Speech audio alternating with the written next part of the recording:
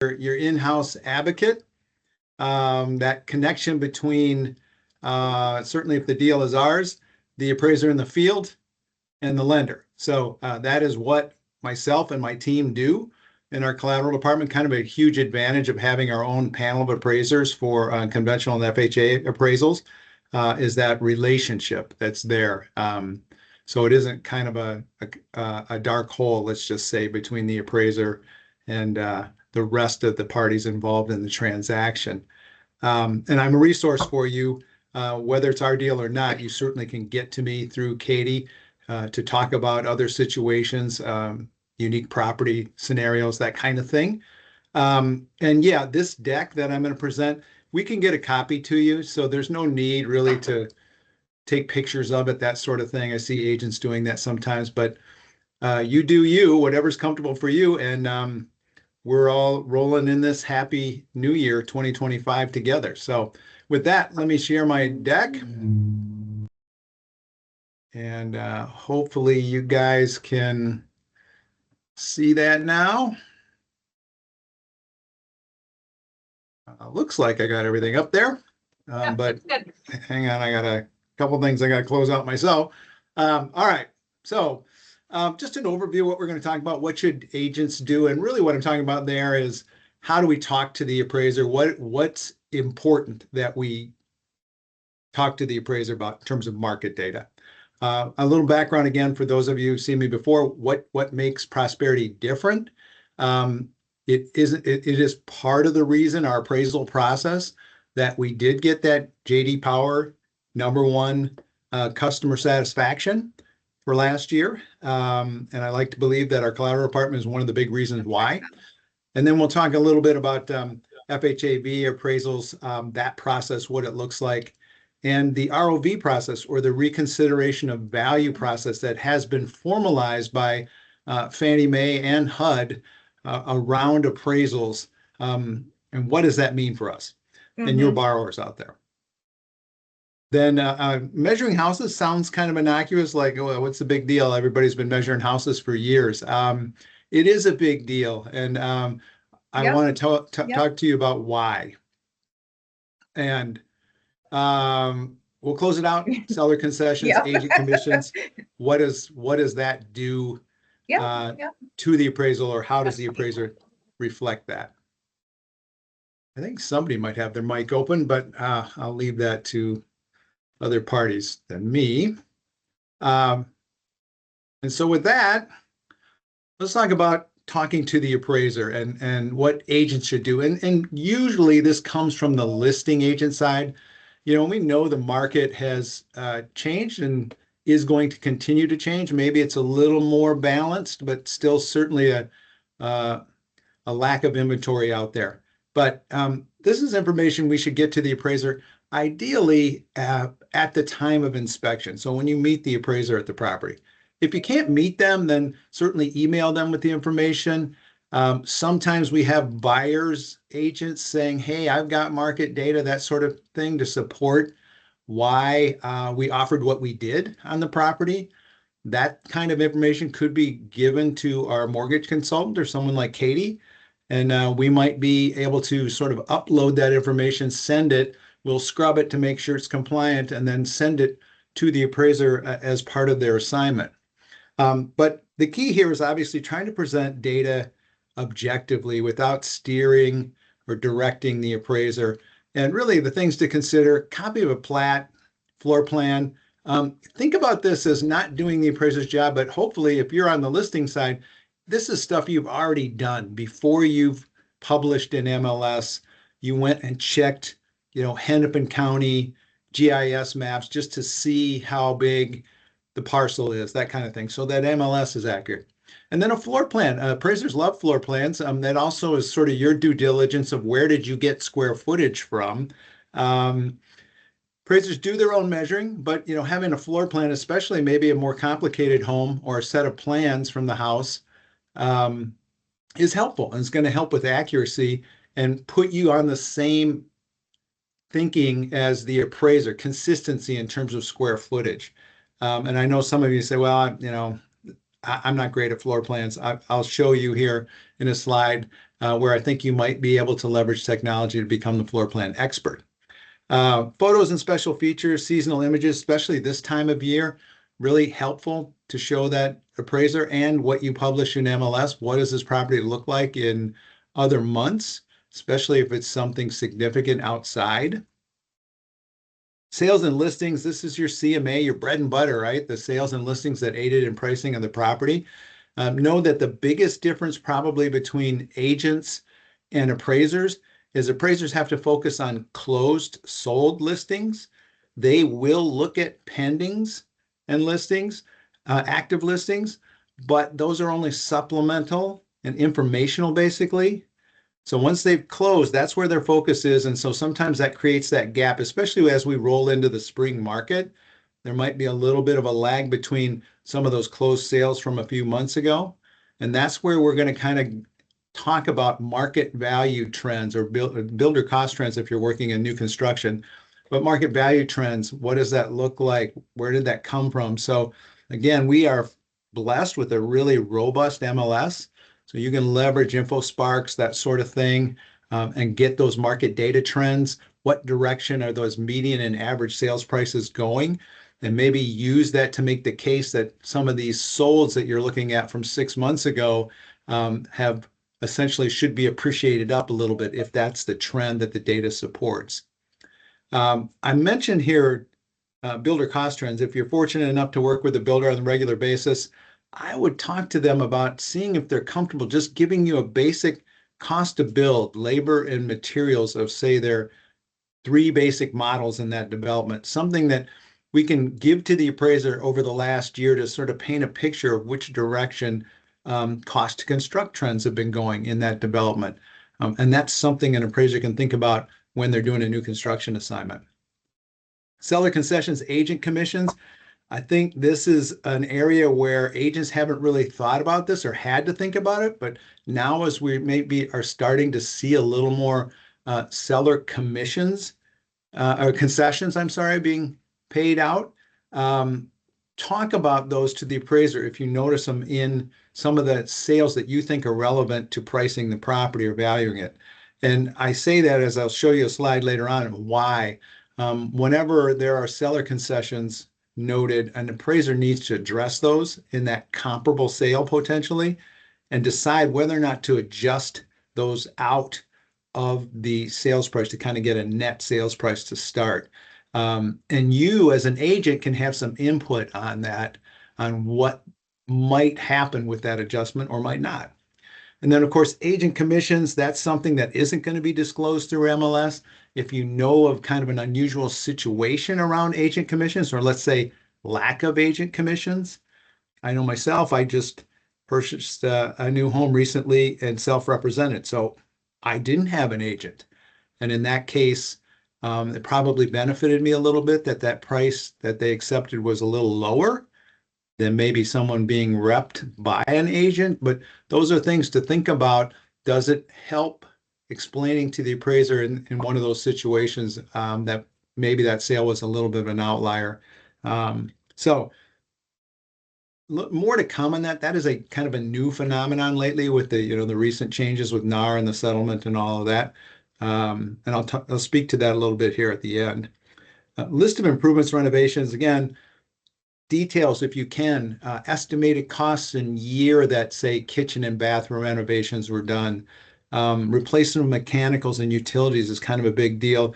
You don't need to have exact receipts, but maybe rough year it occurred, that sort of thing. Really helpful to an appraiser. And then lastly, multiple offers. If we run into those situations, make sure you're pointing that out to an appraiser. Don't just expect they'll figure it out, that it sold in 3 days on the market and went over asking price. Let them know if you had 6 offers all above list. That's important because that's sort of the market speaking. And they have to talk about that in their appraisal on how did we get from listing price of this to a contract price of X. That story and your input can be very helpful for them talking about that in the report and setting up why they selected certain comparables over others. And lastly, final terms here, what we're talking about there is just verify with the appraiser. They understand what the final sales price was, whether there were any seller concessions or repairs included in that. Katie does an awesome job of trying to get that final addendum to the appraiser.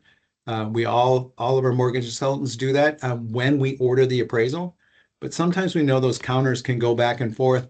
And even if it does get to the appraiser, depending on the contract and how it's written, do you want to leave it to the appraiser to just figure out what the final sales price was based on those different counters? I would always recommend at least verbally confirming with the appraiser what they have as the actual final sales price. Better to do that ahead of time before the appraisal gets completed than later go, well, no, it was X. Then you may have an issue in terms of amending the appraisal. So a lot of information there, but I did want to touch on, again, why our process and our appraiser panel is different. We take the time to empower people that work for us and technology to build our own panel of appraisers for all of our conventional and FHA assignments. And we pull them from the local market here. These are really experienced appraisers. That fee that we collect from the buyer for the appraisal fee, it goes 100% to the appraiser. There's no middle appraisal management company. Appraisal management companies typically take at least 1/3 of the appraisal fee. And you can imagine the type of appraisers they work with when they're only getting 60-some% of the appraisal fee. These local appraisers, a lot of times you as agents, we welcome your input on who the good ones are and who the bad ones are. Our panel is constantly evolving. It's only as good as its ability to keep up with this dynamic changing market. And what happens when those appraisals come in for us? Of course, we have a robust QC process here. We also have, unlike some lenders, we have licensed appraisers that work for us in a full-time review capacity. And they deal with helping underwriting understand those complicated properties. Also, they are involved immediately on any appraisal that comes in short of contract price. That's what this hard stop for sales variance means. It means that in our system, we have it set up from a technology standpoint that every purchase appraisal that comes in short of contract price or more than 10% over contract price goes to one of these licensed appraisers that works for us before it ever goes to underwriting. We want another appraiser looking at the work in this report to make sure, does it make sense? Because we know that if it doesn't make sense to another appraiser, it's certainly not going to make sense to the loan parties. And so this group is very proactive. They work directly with the appraisers in the field. They're one of the few people allowed at our company to talk directly to the appraiser in the field. Very effective because we're talking appraiser to appraiser and trying to make sure that this report is credible and the valuation is accurate. And through that process, they'll communicate their results to our loan officer, someone like Katie. And if the parties through that process still want to do a reconsideration of value, this ROV, this internal appraiser will facilitate that, will be the point where you would send your information to. They'll scrub it to make sure it's in your own best interest. The buyer wants to do that. We're very hands-on through that process, and we lead it for you essentially. And once that is all pushed out there, we certainly communicate everything to all parties. There have been times that we've had both sides of a transaction on a phone call around the appraisal, just working through why the appraisal may have varied from what the contract price was, and everyone understanding that that report is credible and why. So we kind of pride ourselves on that, so much so that I can tell you that typically almost 90% of our transactions close despite when an appraisal comes in short of contract price. And I get it, it can be through a variety of ways, buyers making up the difference, renegotiation, that sort of thing. But most importantly for us is communicating to all of the parties throughout the transaction. Where do we stand on the appraisal and why do we feel it's credible? If we don't feel it's credible, we will act. We will look to get a new valuation and make it credible, or get a new second appraisal at our expense. So I'm very committed to getting this right. We score these outcomes. And again, we want you as agents to feel comfortable. Hopefully you take a big breath and go, oh, this is the buyer's going through prosperity. I understand their appraisal process and I'm comfortable with it. And I say that if you are on the listing side, that is something maybe to consider, barring a cash offer on a property, is where is that buyer financing? And are you comfortable with that lender's appraisal process? Know that you have a right, just as a consumer and as an agent, to ask any lender about their appraisal process, and they need to tell you about it. So be proactive there when you can. Obviously, this market is starting to change. And again, one of the reasons I say to you as a lender and as an appraiser myself, I encourage you to meet appraisers out there because you are one of the few people out there directly engaging that appraiser in the field. So I want your feedback, good or bad, about the appraisers out there that are working for us on our panel, and we welcome it. So again, invaluable, partner with a lender that wants to hear what you have to say. Any questions out there? Let me quickly check in the chat. I don't really see anything new on that. All right, I'll keep rolling here. FHA VA appraisals. A little different animal, obviously, than conventional. I think most of you know that. Both appraisals require a case number. VA, both of them require a certified level of an appraiser, which is someone who's more experienced and demonstrated experience at the state level to get a certified appraiser's license. The biggest difference here is that VA and the VA portal is the entity that is assigning the case number and choosing that VA appraiser. So no lender has the ability to choose who's doing their VA appraisals. Those appraisers are on that approved panel, and the system kind of rotates through VA approved appraisers. They generally are assigned by their counties they cover.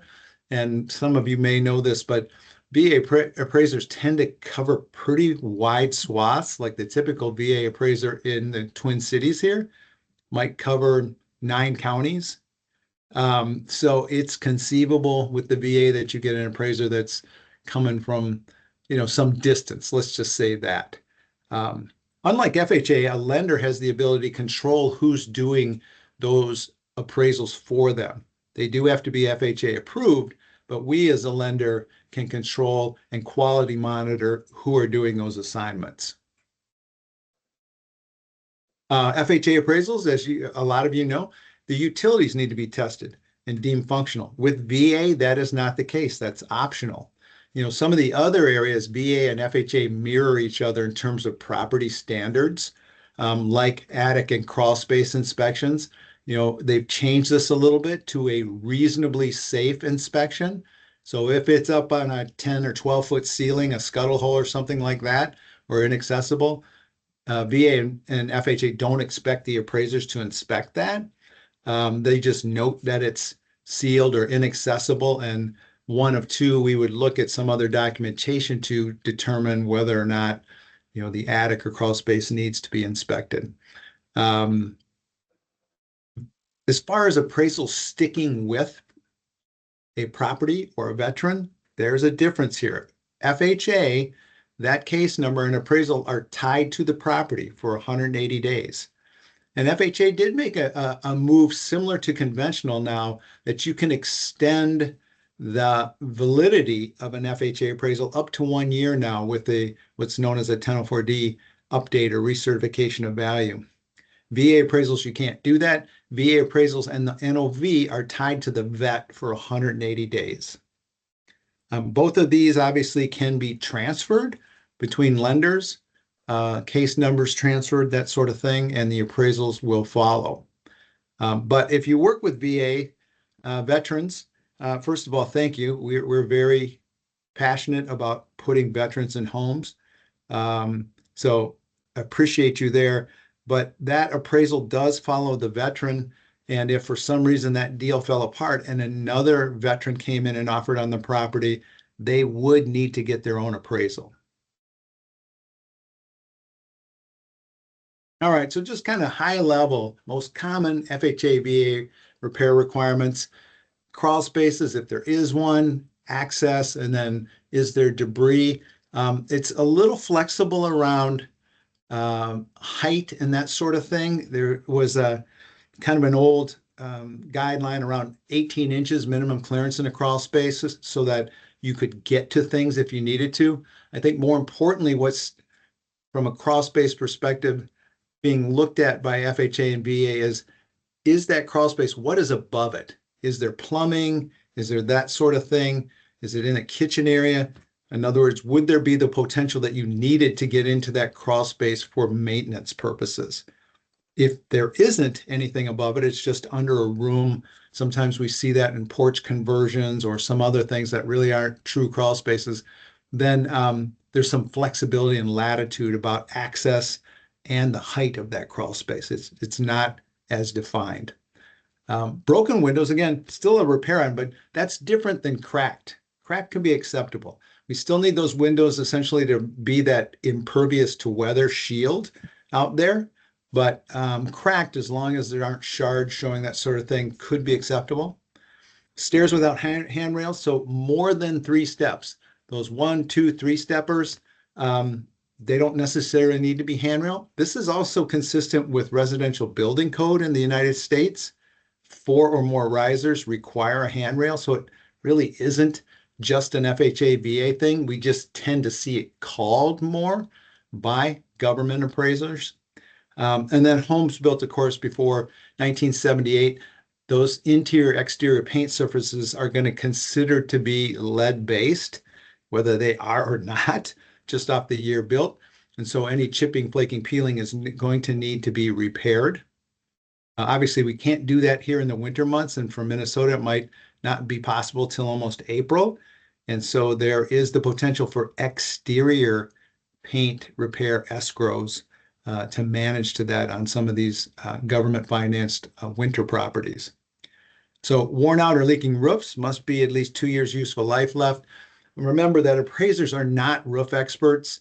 They're just kind of looking for anything obvious that might point out that the roof is near its end of useful life. Certainly interior stains and that kind of thing on ceilings, but the shingles themselves. So this is a fairly low bar, I would say, unless the roof really looks rough. Both agencies, FHA and VA, require the appraiser to limit repairs to maintain just the safety, security, and soundness of the property, preserve the continued marketability, which is more like, hey, I could put this house on the open market and there really wouldn't be any hazardous situations. And then protect the health and safety of the occupants, again, kind of pointing to that hazard. So in general, not as bad as some of us might think about FHA and VA. And there's certainly some latitude around that. VA offers even a little more flexibility sometimes of the ability to waive repairs called by a VA appraiser through an exception request to the local regional loan center. Let me see here. I see a couple questions in the chat. With only 2 years useful life remaining, proof on the roof, is the insurance industry going to accept that? Great question. We could spend a whole hour on the problems in the insurance industry right now. Ultimately, we would have to have an adequate HOI policy on the property that would include replacement cost coverage on a roof, not actual cash value. And that is what we are tending to see with some carriers now when that roof is over 10 years old. This is a topic that is bubbled all the way up to Washington, D.C. now. And it is impacting not only single family homes, but in particular, say, condominium projects. And so more to come on that. Stay tuned. Great question. Really, it's just a matter of, can we get adequate HOI insurance? Sometimes that might take a special rider. And unfortunately for a lot of us, we know we could get it, but at what cost? So premiums for special endorsements, that kind of thing, possible. Usually that is not consistent with there's a reason a person's going to FHA or VA, aside from the rate, but it might be a financial situation for minimum down. So it's a tough spot to be in right now as an industry, and I think we're trying to navigate through it. But know that it is a topic that HUD and Fannie Mae and the Federal Housing Authority are looking at right now. So what are the most common ones that are needed to be scrubbed on an ROV? Basically, best advice for asking for an ROV. So that question is a perfect segue into the ROV process slide here that I have, and we'll advance to that here while we wait. But essentially what we're talking about is not telling the appraiser how to do their job. In other words, most ROVs are based on sales that the appraiser did or didn't use. And if they did use them, then it's an interpretation thing. Maybe you feel that property is inferior or superior in condition or quality, and you make the case why through facts versus saying, for example, I feel like that home is $50,000 inferior in condition.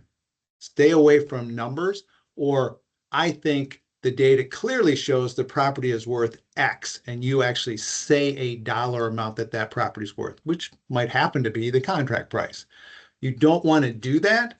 You want to point out either deficiencies in how the appraiser may have interpreted data because you walk through the home, or new data and why that's maybe more relevant than some of the sales the appraiser used. So that's kind of the biggest thing is in terms of steering.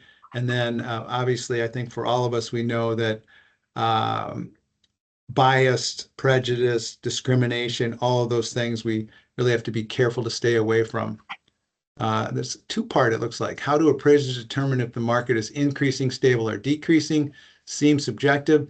I would point you to MLS InfoSpark's data. It should not be subjective for the appraisers. In fact, so much so that agencies have said, hey, in the appraisal, you need to give me support for those little boxes you check on the first page of the appraisal that says what direction is the market value trend going. Even if it's stable, show me through stats and analysis. So they're going to leverage MLS.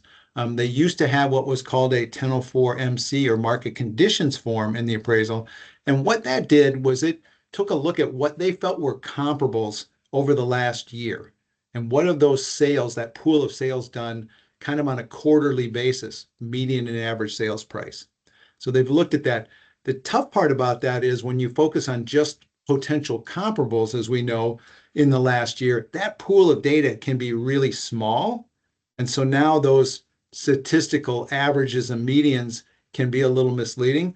I think in today's climate, it's better to kind of pull back a little bit and maybe focus on a certain zip code or a suburb itself. If you're, in North Oaks or you're in someplace like that, where you just kind of holistically say, this is what's going on. InfoSparks and MAR and SPAR do a pretty good job of breaking down suburbs. So that's the place I would start is, hey, what is going on in Blaine, for example, here? And it shows you tends to be about 30 to 60 days lag through November of 24 versus November 23. This is what's gone on, median and averages. So use that. I would encourage you that if it shows a positive trend to put a copy of that in that package of information you send to the appraiser. So the ROV process here, back to the presentation. In October of this year, Fannie Mae and HUD said, this is required now of all lenders. There needs to be a formalized reconsideration of value process for appraisals. And more importantly, kind of like agent commissions, it needs to be conveyed and obvious to the consumer that they have this ability to pursue a reconsideration of value. And again, as this points out, it could be that they believe the value is unsupported. It could be deficient due to unacceptable appraisal practices, which is really a broad term about maybe not choosing the right comparables. And then, of course, if for some reason a borrower agent feels like there was discrimination in the appraisal, that is something we need to raise our hand on very, very quickly, and we can vet to that. With prosperity. So the most part here that's impactful for a buyer out there is the disclosure has changed now that this ROV, or the ability to do an appraisal ROV, must be disclosed to the borrower at application, and then again when the appraisal is delivered to them. And so they're told twice, look, you can pursue this reconsideration of value if you like. And a lender needs to be able to facilitate that. Borrowers are only allowed to do only one borrower-initiated ROV in the appraisal. It's important to distinguish one borrower-initiated ROV. I mentioned to you before that we have in-house appraisers that work for us that scrub appraisals, and of course we have underwriters reviewing appraisals. There are times through that review process they feel like whatever the opinion of value is, it isn't supported adequately, and they go back to the appraiser for further support and query. That's different than a borrower-initiated ROV.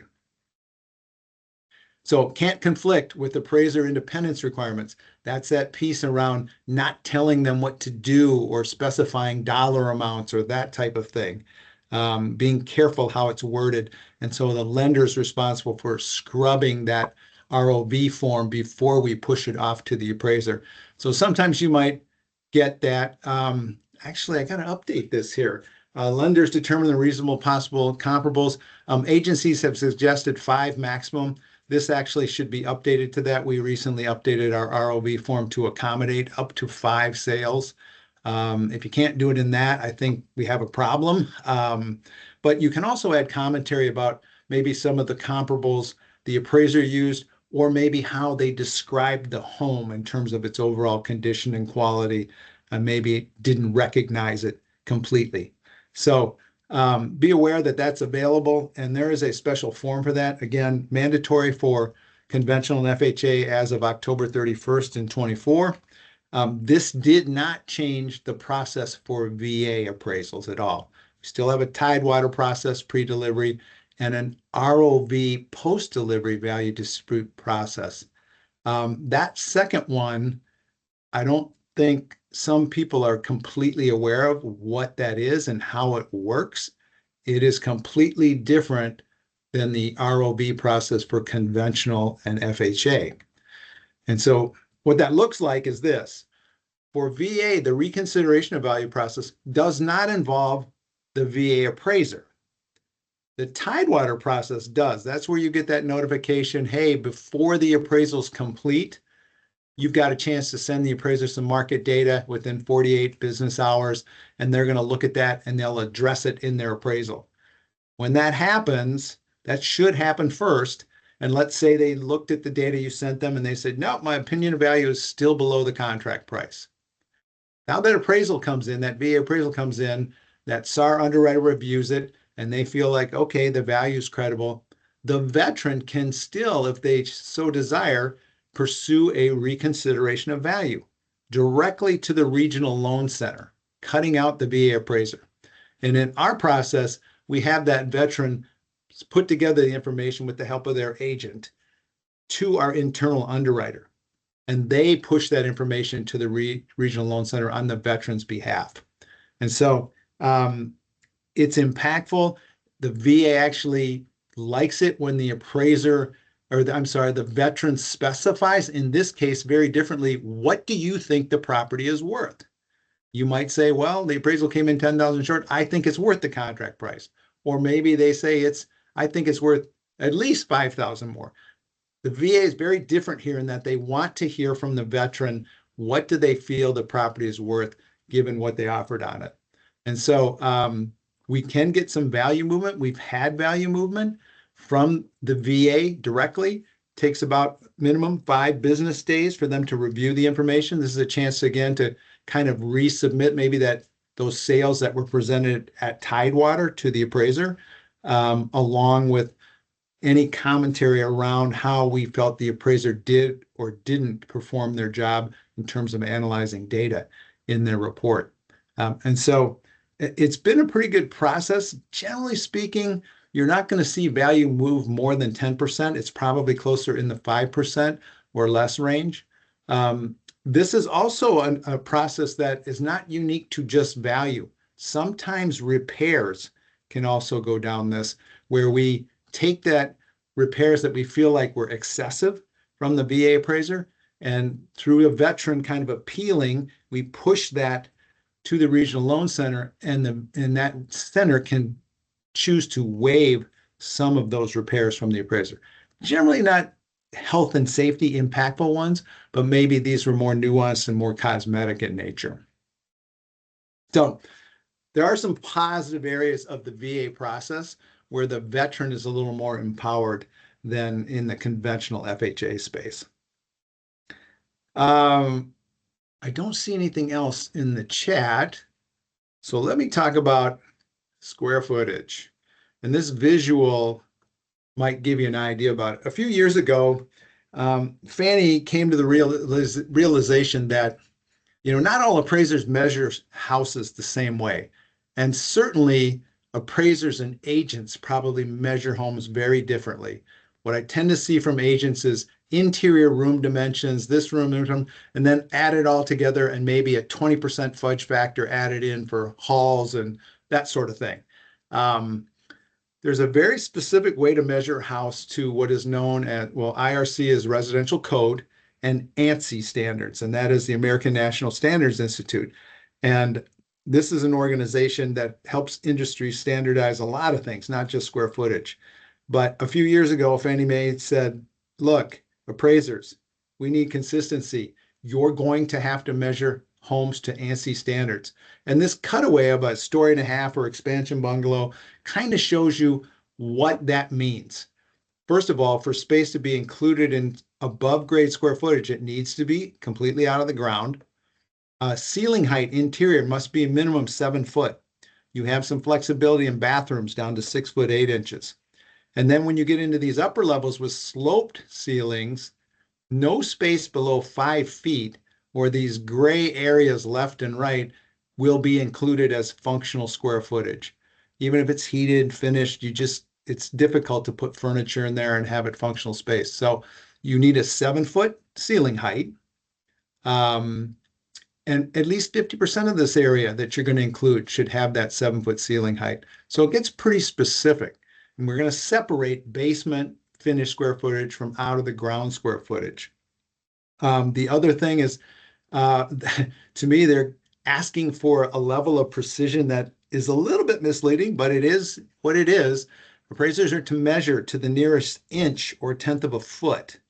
I can tell you, having been in the field a lot of years, that was very difficult to do with a tape measure. You can do it with a laser measure. It's challenging. It's almost, to me, conveying an amount of precision that isn't really practically possible. But that is the standard today. Fannie and Freddie have both adopted this. FHA has left it optional, as well as VA, of whether the appraiser hardline and follows these ANSI standards. But you should be aware of what this means and the potential impact to you, especially if you're dealing with those 1.5 stories or maybe finished attic spaces. What is going to be included in square footage, that sort of thing. And this is how it's going to show up in an appraisal, essentially. You're going to see gross living area, which is out of the ground square footage here. This is the cutaway of an appraisal in the market or sales comparison approach. And this first property is our subject, and it's showing 1,400 square feet.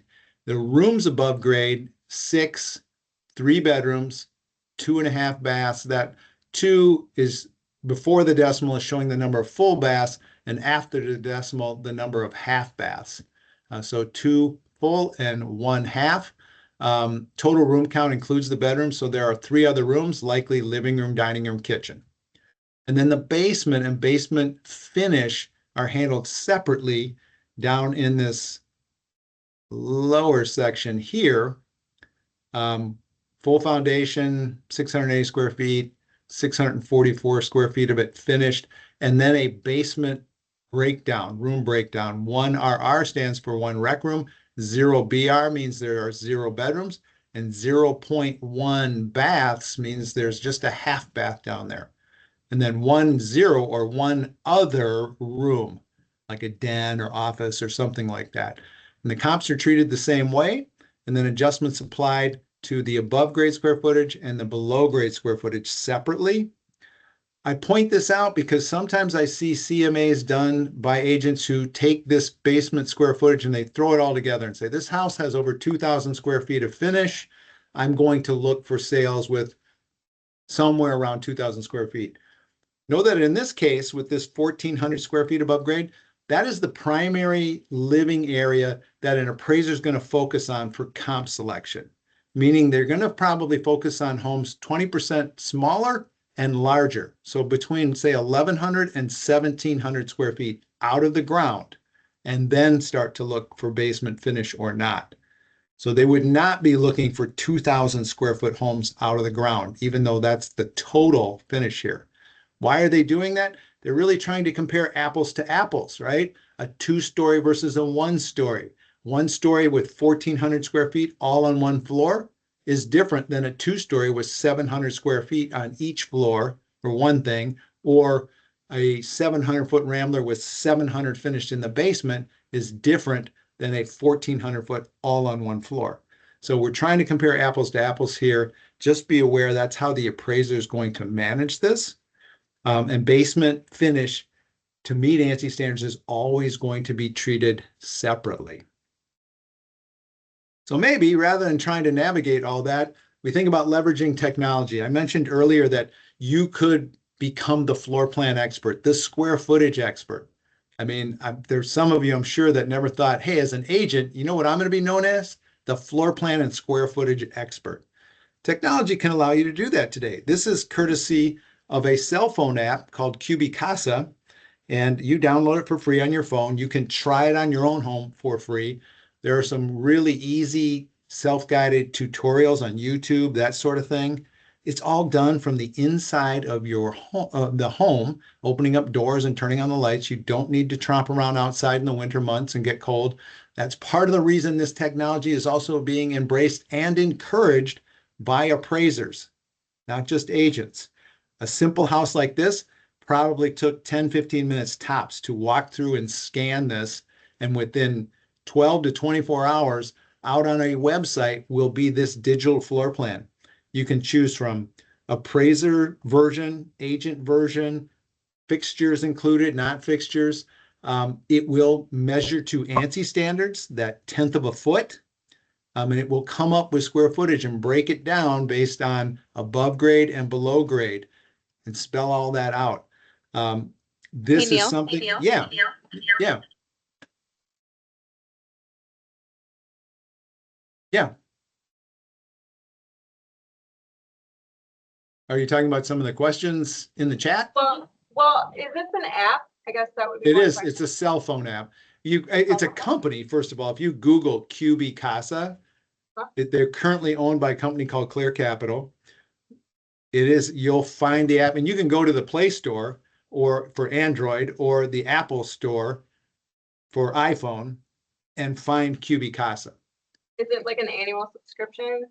I think the app is free. The way it works is the per use run, and pricing varies. Like, I think for most appraisers, it's $15 a run when they do it. We have some appraisers on our panel that actually use this and say, you know, I thought it was going to suck, quite honestly, but man, it's a lifesaver. Now it's all done for them. They just drop it in the report. It comes and shows you all the dimensions.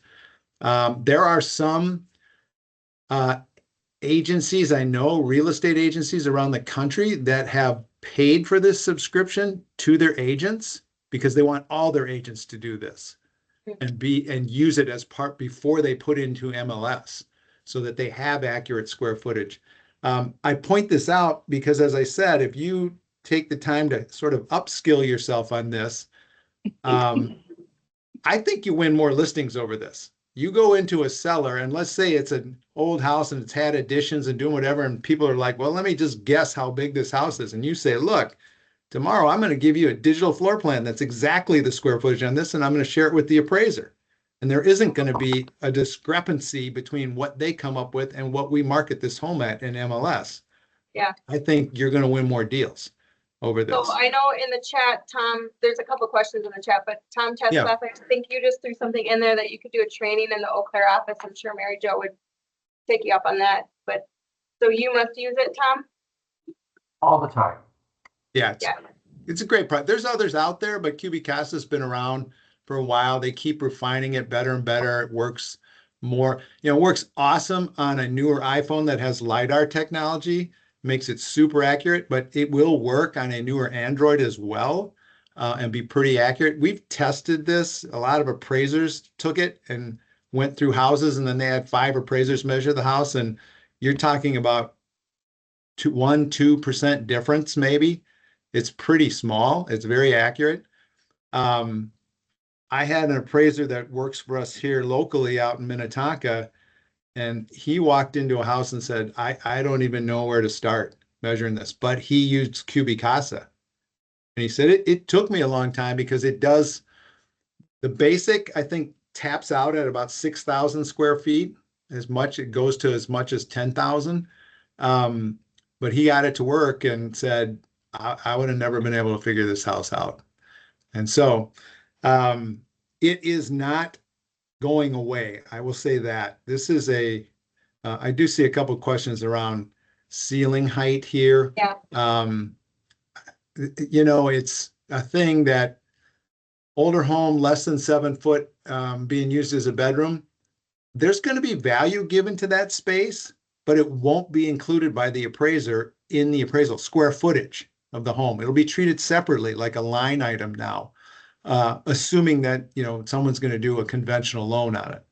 Again, FHA and VA, those appraisers have the option to follow ANSI or not, and know that when they do this, they need to treat the comparable sales the same way.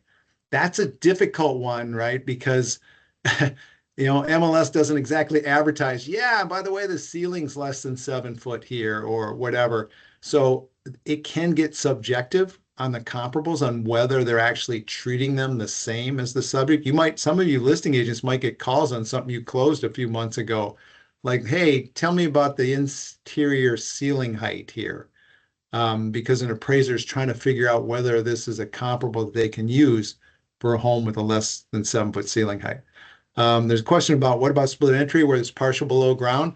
That is considered, but it will be considered basement finish, even if it's a full walkout. If any portion, ANSI says, like say even a foot or two in the ground, like the front of the home, but it walks out to the back, that whole level is going to be treated as basement. It definitely gets value, but it will not be included with the above grade, the main floor of that split entry. Yeah, great. It's seeing you guys are embracing Cubicasa.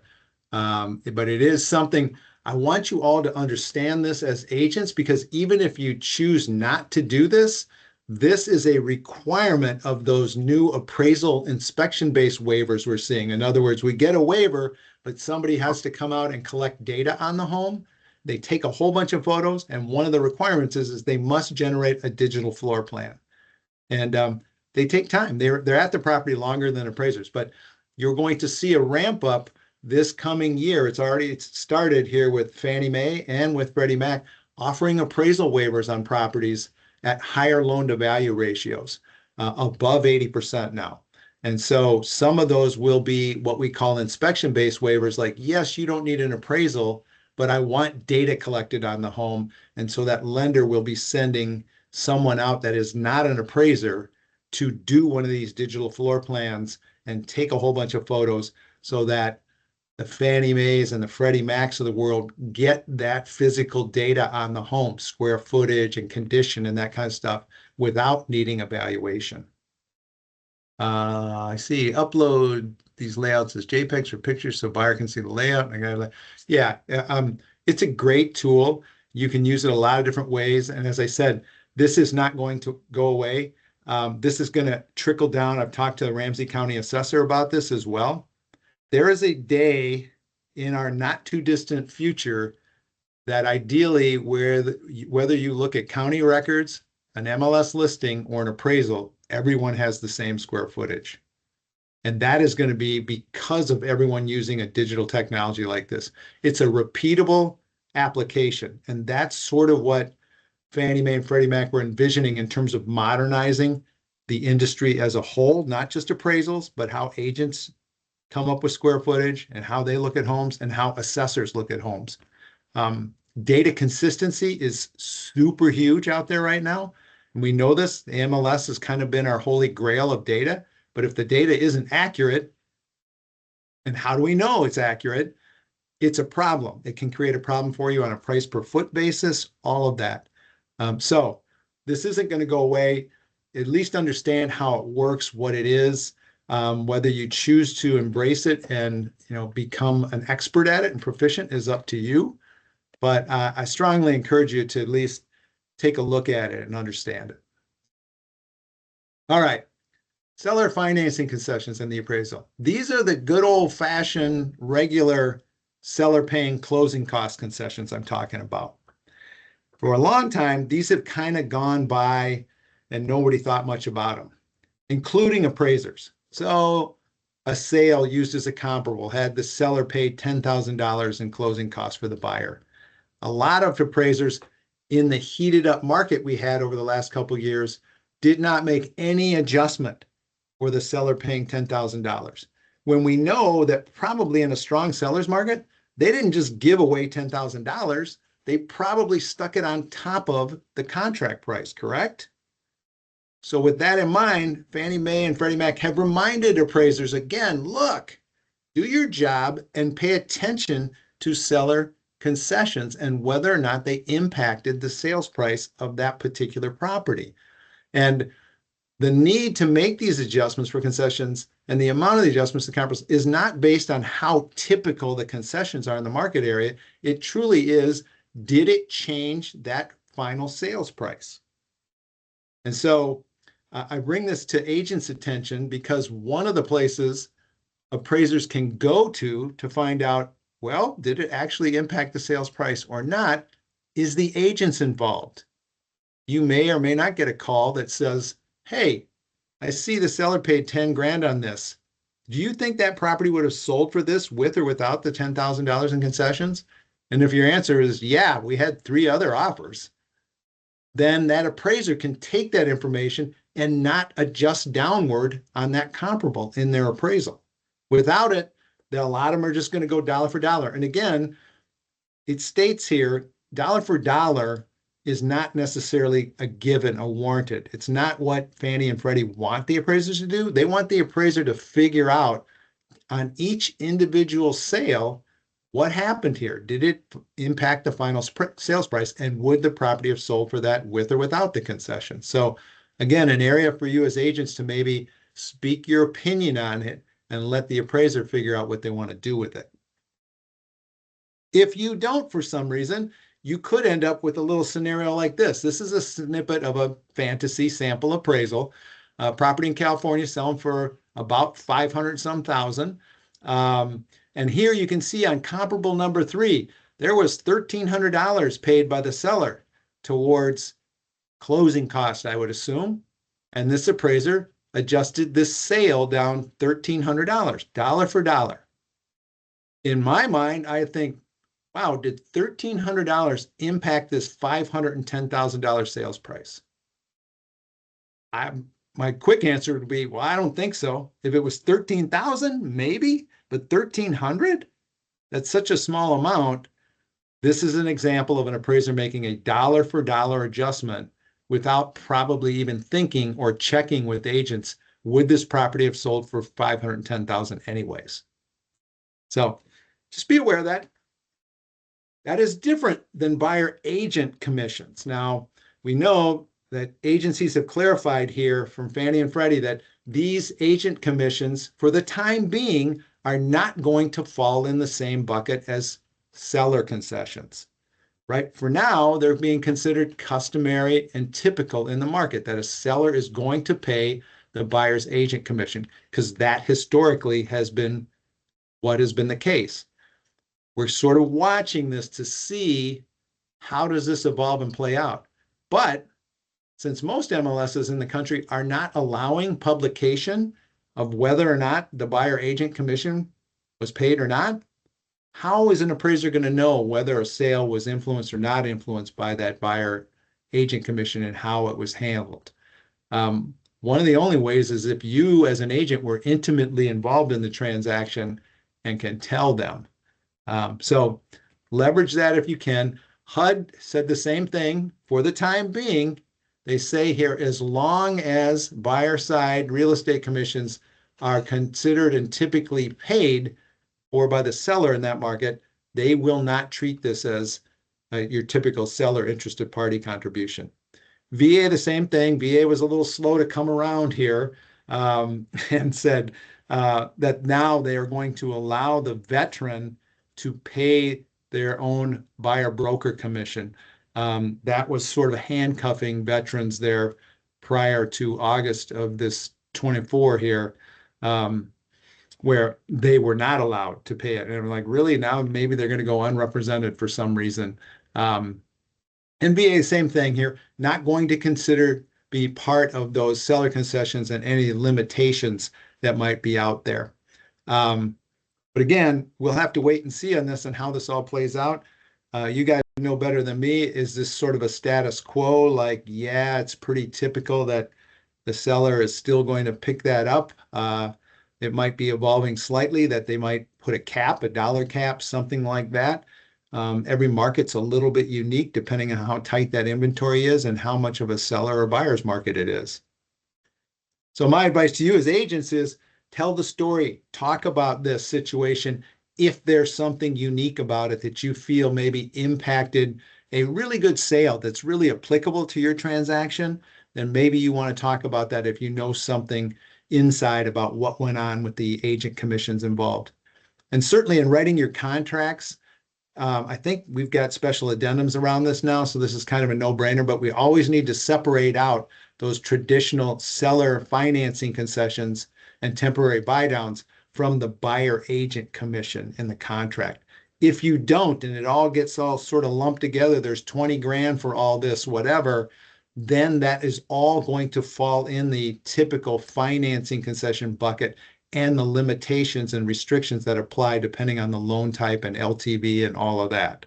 So just be aware of that. Questions around everybody's favorite topic there, I know, of agent commissions. You're probably so sick of hearing about this, but we'll get there together through it. And I know we're probably up against the clock, but let me close with what I think is some positivity out there. Inventory is a huge challenge. Some of you may have heard about the silver tsunami out there, with more than half of all our homes owned by people age over 55, and roughly 70% of those owned free and clear. And with 10,000 people a day turning age 65, there is this big potential supply out there.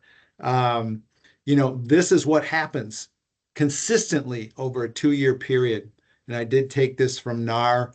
It's amazing when you look at this. And this is just in the United States. 7 million people turn 65 years old. 4 million deaths, job changes, marriages, new babies. This is kind of the heartbeat of our real estate market. It is not going away. And at some point in time, whether it's a trickle or a flood, those gates are going to open for a lot of these homes that are out there with a bulk of people aging through this process.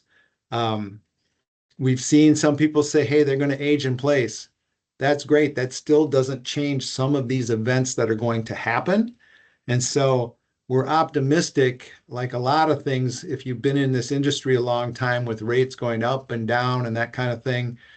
Usually when we go through a down period, especially around inventory or rate-driven things, there is at some point in time going to be that opposite trend.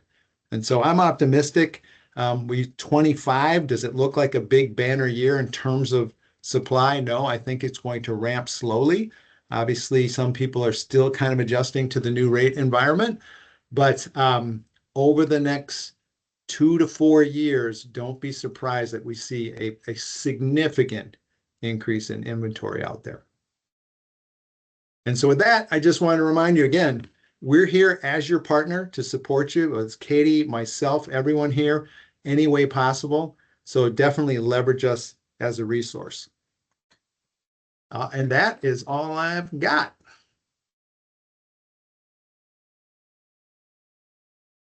Can you, oh, there it is. Perfect. Well, thank you, Neal. Anybody have any questions for Neal?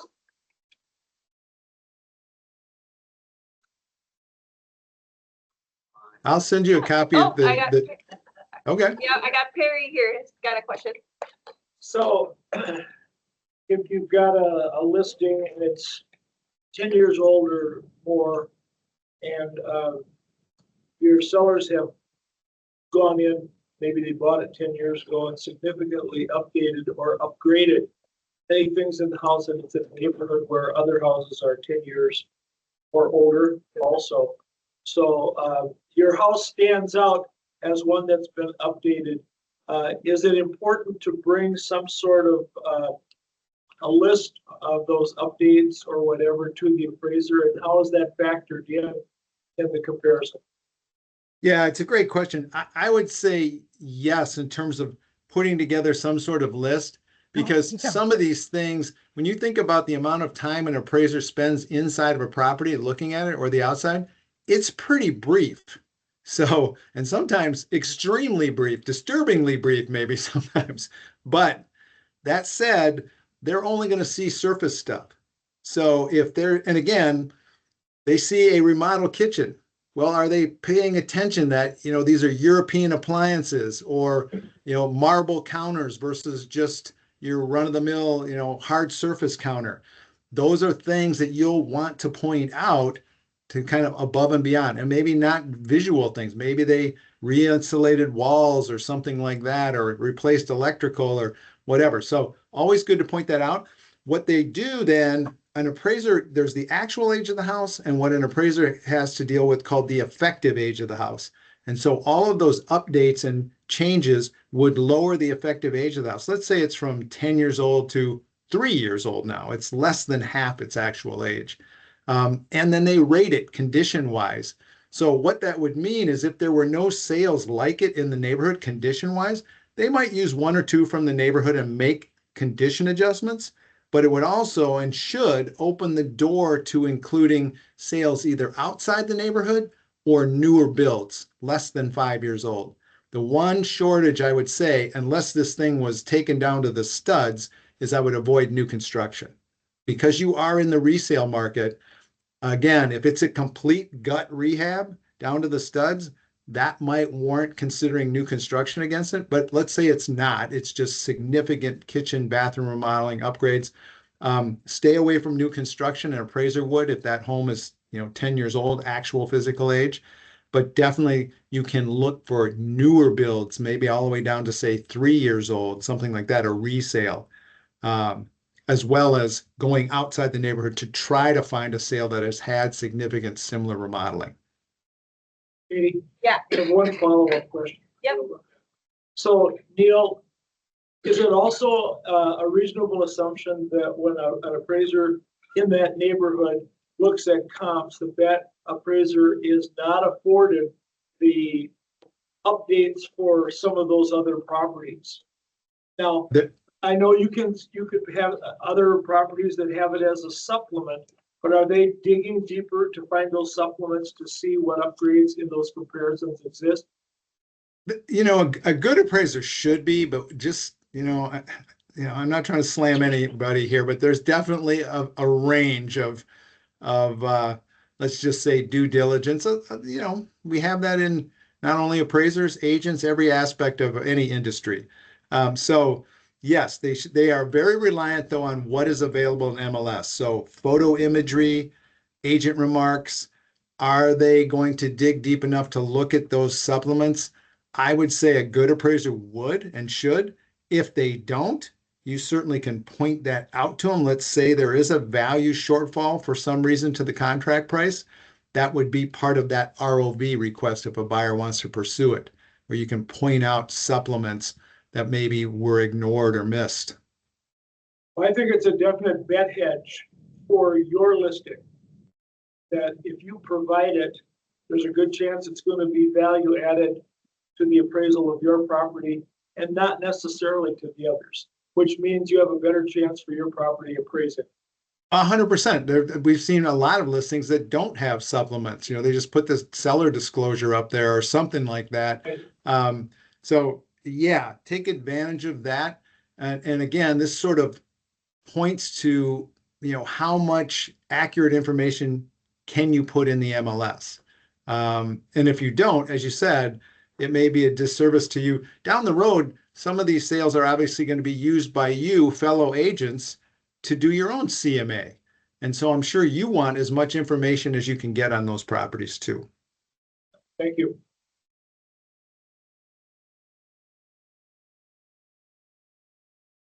Tom Tetzlaff, I'm gonna put you on the spot.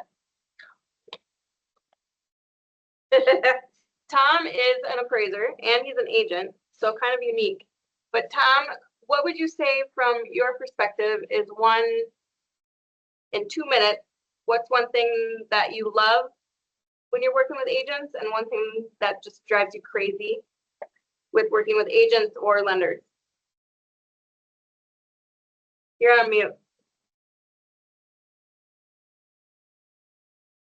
Still on mute. There you go. There we go. Okay. Probably the biggest thing is square footage discrepancy and actual physical discrepancies between the house and what's actually there. That's your favorite thing? I'm finishing up one now that is overstated by 600 square feet on the MLS sheet. And that's a big problem. Not every buyer can visualize square footage, and you know, legally they're not required to. That verification falls on us as either appraisers or agents. Yeah, and you're right. That's a tough one, and it is if there is, when in the pantheon of issues that drive appraisal shortfalls from contract price, number one with a bullet is square footage discrepancy. So getting it right is really, really important. For sure. And what's one thing that you appreciate, Tom? Good descriptions, talking about and the correct locations of bedrooms and bathrooms between the levels, and actually a floor plan that's uploaded to the MLS is always helpful. Cool. Very cool. Thank you. Anything else you guys have? Questions or comments? Perfect. Well, thank you all so much for your time. Thank you so much, Neal, for coming and Thank for you, your time everybody. as well. But hopefully you guys all learned something. Enjoy your day.